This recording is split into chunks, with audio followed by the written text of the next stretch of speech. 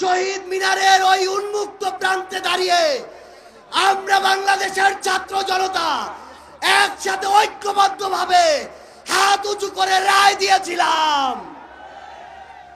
ঠিক তখন থেকে আজ 9 মাস পরে 2025 সালের মে মাসের এই 2 তারিখে এই বাইতুল মোকাররমের সামনে বাংলাদেশের ছাত্র জনতা আবারও হাত উঁচু করে ঐক্যবদ্ধভাবে রায় দিবে।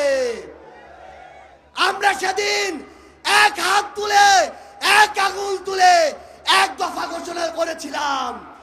আজকে আমরা এখানে ঐক্যবদ্ধ মুষ্টিবদ্ধ হাত উঁচু করব। আমরা সবাই মুষ্টিবদ্ধ হাত উঁচু করব।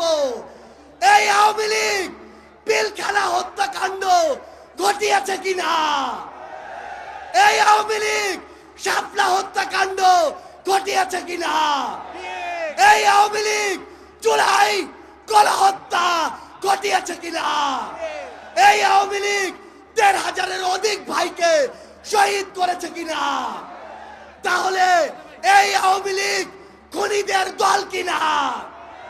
খুনিরা কি এই বাংলাদেশে রাজনীতি করতে পারবে?